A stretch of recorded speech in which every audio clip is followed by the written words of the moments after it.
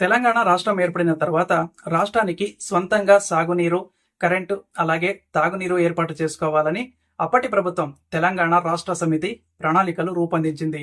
వాటిలో అతి ముఖ్యమైన ప్రాజెక్టు కాళేశ్వరం ప్రాజెక్టు.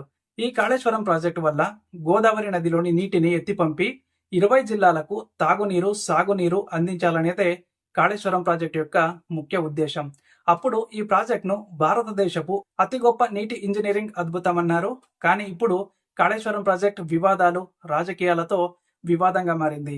ఆర్థిక దోపిడీ జరిగిందని, ప్రాజెక్ట్ నిర్మాణంలో లోపాలున్నాయని చాలా రకాల వివాదాలకు కేర్ ఆఫ్ అడ్రస్ అయింది. ఇప్పుడు కాంగ్రెస్ గవర్నమెంట్ ఒక కమిషన్ వేసింది. ఇందులో భాగంగానే కేసీఆర్ కూడా విచారణను ఎదుర్కొంటూ ఉన్నారు. అసలు ఈ వివాదం ఏంటి, అసలు కాళేశ్వరం ప్రాజెక్ట్ ఎలా స్టార్ట్ అయింది, ప్రాజెక్టులో ఉన్న లోపాలేంటి అనేది తెలియాలంటే మనం ఫస్ట్ ప్రాజెక్టు మొదటి నుండి ఏం జరిగిందో తెలుసుకోవాలి. తెలంగాణ రాష్ట్రం కొత్తగా ఏర్పడిన తర్వాత కేసీఆర్ ప్రభుత్వంలో 2016లో కాళేశ్వరం ప్రాజెక్టు నిర్మాణానికి శంకుస్థాపన జరిగింది. And Kaleshwaram lift irrigation project భూపాలపల్లిలోని కాళేశ్వరంలో గోదావరి నదిపై ఉన్న ఒక మల్టీపర్పస్ ఇరిగేషన్ ప్రాజెక్ట్ అన్నమాట. అండ్ 2019 జూన్ 21వ తేదీన అప్పటి Telangana governor ESL Narasimhan and అలాగే అప్పటి ముఖ్యమంత్రి కేసీఆర్ గారు కలిసి ప్రారంభించారు. ఈ ప్రాజెక్ట్ యొక్క ముఖ్య ఉద్దేశం ఏంటంటే వర్షాకాలంలో గోదావరి నదిలోకి వచ్చే నీటిని ఎత్తిపంపి భద్రాద్రి కొత్తగూడెం, మహబూబాబాద్, వరంగల్, సిద్దిపేట, కరీంనగర్, మెదక్, నల్గొండ, రంగారెడ్డి, నిజామాబాద్, జగిత్యాల, కామారెడ్డి జిల్లాలకు నీరు అందించడం. మొత్తంగా ఈ ప్రాజెక్ట్ ద్వారా 45 లక్షల ఎకరాల పంట భూమి సాగు చేయడానికి సరిపడా నీరు అందించాలనే ఆశయంతో మొదలైంది. ఇందులో మొత్తం 240 టీఎంసీ నీటిలో 50 టీఎంసీల నీరు మిషన్ భగీరథ ద్వారా తాగునీరుగా వినియోగం అవుతోంది. హైదరాబాద్ తో సహా మున్సిపాలిటీలకు కూడా ఈ తాగునీరు అందుతుంది. కాళేశ్వరం ప్రాజెక్టులో మొత్తం 20 పంప్ హౌస్లున్నాయి, 19 రిజర్వాయర్లున్నాయి. ఈ ప్రాజెక్టులో ముఖ్యంగా 3 బ్యారేజ్లు నిర్మించారు: మేడిగడ్డ, అన్నవరం, సుందిళ్ళ. దీంట్లో మేడిగడ్డ బ్యారేజ్ కాళేశ్వరం ప్రాజెక్టుకు ప్రాణం అన్నమాట. ఇది గోదావరి నదిపై నిర్మించిన ప్రధానమైన barrage. Next Annapurna pump house. ఇది ప్రపంచంలోనే అతిపెద్ద లిఫ్ట్ ఇరిగేషన్ పంప్ గా గుర్తింపు కూడా పొందింది. తెలంగాణ రైతులకు తమ భూమిని సాగు చేసుకునేందుకు సాగునీటి మూలంగా ఉన్న ఒక గొప్ప వరం ఈ కాళేశ్వరం ప్రాజెక్టు. ఇంత గొప్ప ప్రాజెక్టులో నిర్మాణ పరంగా కొన్ని లోపాలు కూడా ఉన్నాయి. మేడిగడ్డ, అన్నవరం, సుందిళ్ళ బ్యారేజ్లలో గేట్ల నిర్వహణలో లోపాలున్నాయి. గేట్లు ఎత్తినప్పుడు నీరు కిందికి విడుదలయ్యే సమయంలో విపరీతమైన మార్పులున్నట్లు గుర్తించారు. బ్యారేజ్ ఎగువ దిగువన సీసీ బ్లాక్లు కొట్టుకుపోయాయి. దిగువ వేరింగ్ కోట్ దెబ్బతింది. 2023లో వరదల సమయంలో మేడిగడ్డ బ్యారేజ్ పిల్లర్స్ కదులుతూ ఉన్నాయి. దీంతో ఐఐటి హైదరాబాద్ అలాగే ఎన్జీబీ ఆర్గనైజేషన్లు పరిశీలనలు చేపట్టాయి.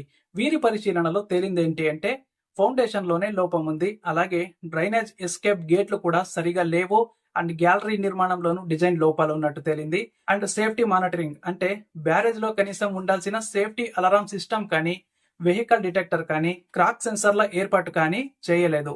Megha engineering and Srinivas design limited సంస్థలతో డిజైనింగ్ చేయబడింది. టెక్నికల్ గా కాళేశ్వరం ప్రాజెక్ట్ ఒక అద్భుతమైన కాన్సెప్ట్, కానీ దాన్ని అమలు చేయడంలోనే లోపాలున్నాయి.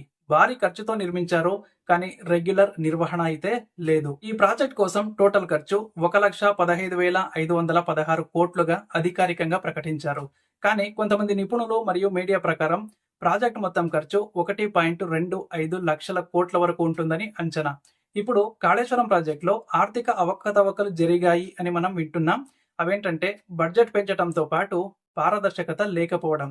అంటే 2016లో ప్రాజెక్టు ప్రారంభంలో 38,500 కోట్ల బడ్జెట్ 2020 నాటికి 85,000 కోట్లయింది.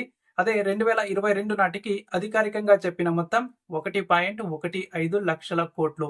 కానీ ఇంత భారీగా పెరిగిన వ్యయానికి సరైన లెక్కలు లేవు. ఇక రెండవ ఆరోపణ టెండర్ విధానాల్లో ట్రాన్స్పరెన్సీ లేకపోవడం.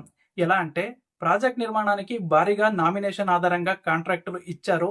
ముఖ్యంగా mega engineering infra and limited సంస్థకు పెద్ద మొత్తంలో పనులు అప్పగించడం, అలాగే నిబంధనలకు విరుద్ధంగా ఒకే కంపెనీకి అనేక టెండర్లు ఇవ్వటం వెనుక భారీ స్థాయి అవినీతి జరిగింది అనే విమర్శలకు దారితీసింది.